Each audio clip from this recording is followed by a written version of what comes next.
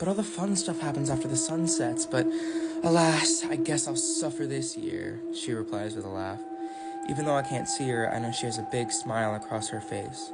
She starts to say something else, but I can't focus on it because out of the corner of my eye, I see something move. I lower my phone slowly and turn my head. A dark shadow swiftly moves across my room and goes behind my mirror. I stand there, staring at it for a few minutes, then decide to walk up to it to try to get a closer look. As I walk closer to it, I hear a very distant whispering and what sounds like pounding on the other side of the glass. As I lean closer, I feel something behind me grab my shoulder. I let out a scream and punch whatever's behind me. I hit something soft and then hear a familiar voice say, "Ow, dude, what the heck? What's your problem?" I turn to see my brother tilting his head up and holding his now bleeding nose. "I am so sorry. Why'd you think it was a good idea to sneak up on me like that?" I say. Still holding his nose, he says, "What are you talking about? I knocked on your door 3 times and I was literally talking to you the whole time. When you didn't respond, I reached out to grab your attention. What's wrong with you?" I look at him in utter disbelief. "You were talking to me?" He rolls his eyes, then says, "The next time you run bathwater, please don't forget to turn the water off. The whole bathroom would have been flooded if I hadn't gone in there in time." I look at him even more confused than before, but I didn't run any bathwater. He lets out a sigh. "Please just cut the crap. I know today's hard, but you've never acted this weird before. You better figure it out," he says, followed by a, "You might creep out your girlfriend," with a smile. I walk out of my room and shout, "She's not my girlfriend!" After he leaves, I shut my door and walk back over to the mirror to see if anything's still there. I would definitely be the one to die first in a horror movie, I say to myself. I look in the mirror and see nothing but myself. "What's going on with you, Dylan?" I ask myself. "Come on, get a grip," I say, followed by a light smack on both sides of my face. I realize that my phone is still in my hand and look at it and see that Haley is still on call with me. "Be a great idea. What do you think?" I hear her say as I put the phone up to my ear. Yeah, sounds good." I try to recover after that interaction. "Are you sure?" Because she says, "Yeah, it's totally a great idea. Can't wait," I say with a slight laugh. "I've gotta go now, but I'll see you at 7, I say quickly. 5, she states. Yeah, see you then," I say as I press the end call button. "I need to relax before I leave," I tell myself. I walk over to my speaker and connect my phone so I can play music. I scroll through the different playlists I have for a while before settling on the one called Halloween Vibes. As Look What You Made Me Brew plays, I sit on my bed and grab a book. Let's hope reading helps. A few hours pass and I look at my phone. The screen reads 2:08.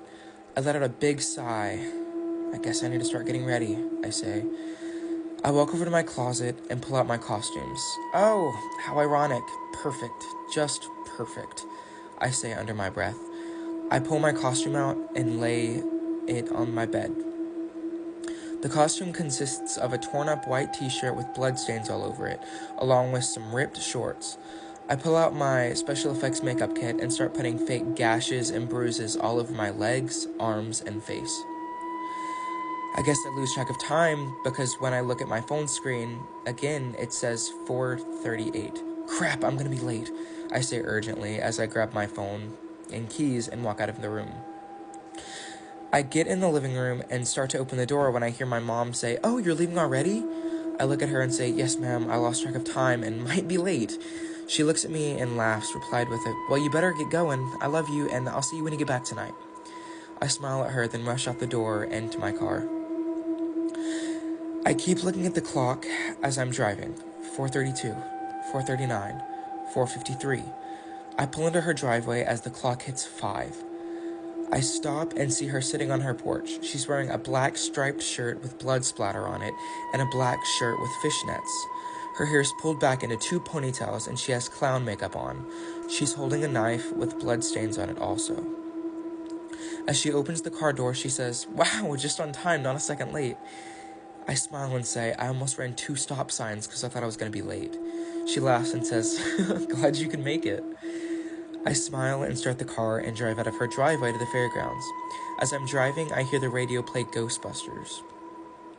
"What do you think of my costume?" Haley asks. I look at her and say, very long and dramatically. Come on, she says, laughing. I worked hard on it, be honest. Does it look like a killer clown? I laugh and say, yeah, it looks like a killer clown. I say, laughing. She pretends to be offended and puts her hand on her chest and gasps really loud. How very rude of you, she says with a British accent. I'll make you pay, she says with a creepy smile and raises the knife up. My mind flashes to the knived killer as I glance up at her. Whoa, be careful with that thing, I say with a nervous laugh. Is it real? I asks worriedly. She looks at me and widens her smile. I don't know. Let's find out.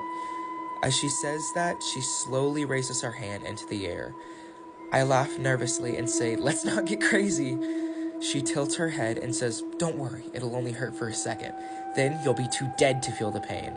She goes to stab me and I yell. Before I realize it, the knife hits my leg. I flinch, then look down at my leg quickly before looking back at the road. Nothing. No blood, no wound, just a knife handle pushing into my leg. She pulls the knife away and the blade slowly starts to retract. I sigh in relief. Haley's laughing hysterically and says, whoa, be careful, you're swerving. Did you really think it was real? I don't know, I say. Things have been weird. Well, guess what? She says. What? I reply with. We're gonna have a good time tonight and we're not gonna think about anything bad, okay? Okay. I try to tell myself that everything's gonna be okay, but nothing seems to calm my nerves. We drive in silence until we get to the fair. As we pulled up, we're welcomed by the upbeat Halloween music and a ton of people walking in various costumes. The fairgrounds are absolutely beautiful, with signs flashing orange and yellow lights to booths with Halloween-themed stuffed animals and couples laughing. I wish I could just let loose and let like them and just enjoy today. I hear Haley squeal with excitement and start bouncing in her seat beside me. I'm so excited we're here, she says in a sing-song voice. What should we do first? Let's wait to get in first and then see what's there, I say, trying to put a smile on my face. She dramatically falls into her seat and puts her hand on her head, pretending to die. She says, ah, with her tongue sticking out. Come on, I say with a slight laugh. I turn the car off and get out. I walk to the other side and open the car door for her. Why, thank you, my good sir, she says, laughing. You're quite the gentleman, aren't you, Mr. Horror? She says with a British accent she loves to do. I let out a soft laugh, then says, come on, weirdo. She looks offended, then says, wow, I don't even get a nickname? She laughs again. I could listen to her laugh all day. It's the kind of laugh that makes you laugh, no matter what the situation is. You could be dying, and her laugh would be the saving grace you never knew you needed. We start walking to the entrance of the fairgrounds, and Haley starts skipping and singing to the music playing over the speakers. As she skips and twirls, her hair sways back and forth in the ponytails. Her skirt smoothly flows around her sides. As we reach the entrance, we walk under an arch made completely out of what seems to be vines and carved pumpkins. There's not a single pumpkin that has the same thing on it. Towards the bottom are ones for the kids, such as Disney characters and smiling faces. Towards the top are ones with knives and screaming faces for more mature audiences.